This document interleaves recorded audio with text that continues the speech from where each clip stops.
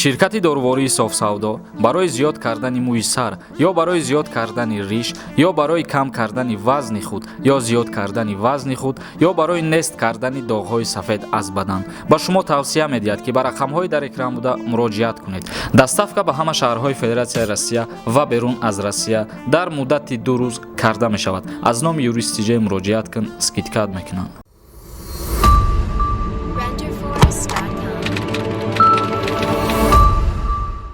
ассалому алайкум ба ҳама тамошобинони барномаҳои Сорбон Сафаров канали юристи ҷей. Умедвор ҳастем ки тансиҳати хонаобод ҳастен ва бигзор ки ҳама вақт тансиҳат бошен тамошобинони азиз.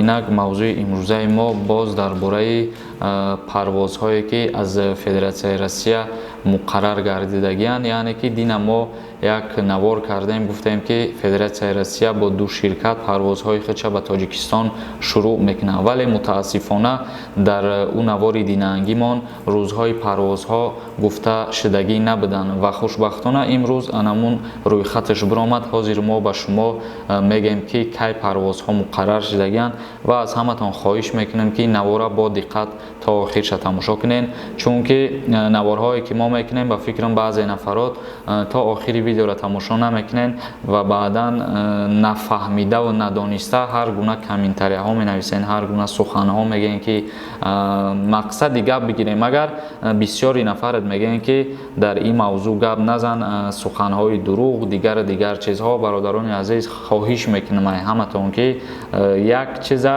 надониста ва нафаҳмида фикра ақидаи худтона дарҳол баён накунен. яъне ки ман мефаҳмам мумкин баъзеи шумо дар уҷа аз мушкилитон, аз тангитон аллакай дар ғазаб меоен видеоҳое ки тамошо мекунен ва баъд сразу менависен ки бо видеои дурӯғ, бо гапи дурӯғ. ба ҳамин хотир хоҳиш мекунам ки дарҳол ғазабӣ нашавен, фикра ақидаи ҷазири худтона баён накунен, чунки ман ҳар чизеро пешкаши тамошобино мегардонам. бародаро, аз пеши худам ман гирифта гап намезанам ки мисол дар фалон рӯз рейса ё ки билет иқадарай. ҳар чизеро ки сайтҳои ҳукуматии Россия ё ки аз Тоҷикистон пешкаши хонандагон мегардона, ман низ ҳамун чиза таҳлил карда ба шумо мефаҳмонам.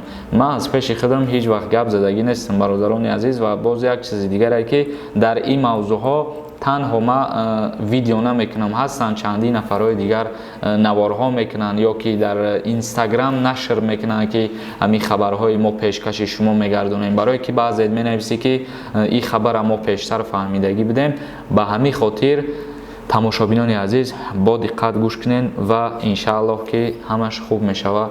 ин қадар ки сабр карден, оқибати сабр кардан аз ҷониби худованд як мукофоти хубе аст. акнун шурӯъ мекунем барномаро ки рейсҳо чӣ хел ба нақша гирифтагӣ ҳастану чӣ хел мешава. ва боз дар видеои динангии мо як чандин нафаро як сухани дигара бисёр қайд карданд ки ту гуфтӣ иҷозат ҳаст ба ҳама ки парвоз кунанд, яъне чипта харидорӣ кунанд. бародарони азиз, бо хоҳиш мекунам ки ҳар сухане ки мо мегӯем таҳлил мекунем, содда мекунем, мефаҳмонем. бар зами содда кардагимон ҳамин хелам намефаҳмӣ баъзеит. ба ҳамин хотир то охира тамошо кунем. ман дар ӯ видео гуфтагӣ нестам ки ҳама метавона бирава ба мисли пештара.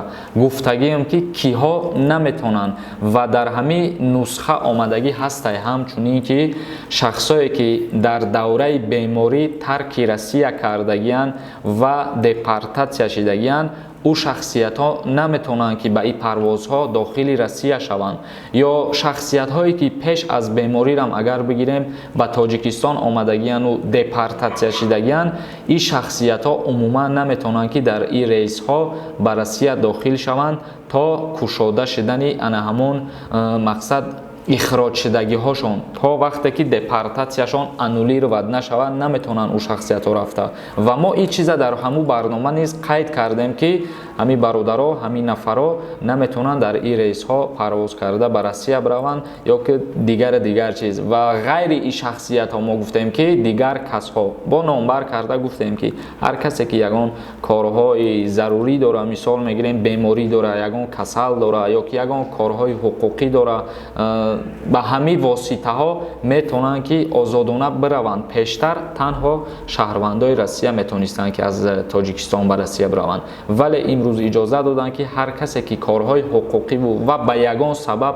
рафтанӣ ҳастай далел дошта боша барои рафтанаш, ӯ албатта рафта метавона, новобаста аз ӯе ки шаҳрвандии Россияра надорад. тамошобинони азиз, бояд шумо чӣ тавр чиптаҳоро харидорӣ кунед. ҳозир мо ба шумо мегӯем чиптаҳои ин парвозҳо дар масири Душанбе Москва тавассути вебсайти расмии Ютер фурӯхта мешавад. яъне ки дар сайт шумо дохил мешен ва заявкаро мекунед. ҳозир мо ба шумо ҳамун навори сайта мемонем ки чӣ хел шумо дар оҷа дохил мешен ва чӣ хели меброя, яъне чӣ хели нишон метия. марҳамат ин ҳамун навора тамошо кунед бародарони азиз. дар иҷа ин ҳамиҷа дар гуфтагии ном, фамилия, числои парвоз ҳамаша шумо вибр мекунед ва заявка роӣ мекунед, бо ҳамин тариқи вебсайт чиптатона харидорӣ мекунед. яъне ки аз аэропорт харидорӣ кардан иҷозат додагӣ нестанд, танҳо бо тавассути вебсайти Ютер иҷозат додагианд барои харидорӣ кардани чиптаҳо.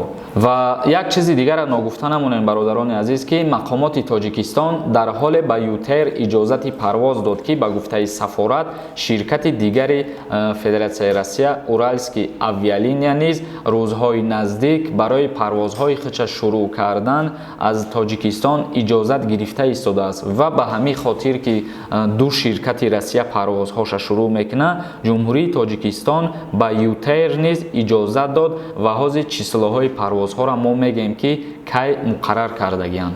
парвозҳо дар хатсайри Душанбе Москва рӯзҳои 7 ноябр, 14 ноябр, 21 ноябр ва 28 ноябр муқаррар кардагианд. чӣ хеле ки мо дина дар барномамон гуфтаем ки дар як ҳафта як маротиба парвоз ба нақша гирифтагианд ва умум бигирем дар як моҳ 4 парвоз бо тавассути ширкати Ютер ба анҷом расонида мешавад рӯзҳои 7, 14, 21 ва 28. як бори дига таъкид мекунем ки барои харидорӣ кардани чиптаҳо ба вебсайти Ютер медроену аз ҳамуҷа заявка роӣ мекунем. ва дар навори динагӣ мо бо қайд кардагӣ будем ки парвозҳо дар хатсайри Хуҷанд, Сургут низ ба анҷом расонида мешаванд, лекин ин танҳо баъд аз таҳияи рӯйхати мусофирон сурат гирифта мешавад.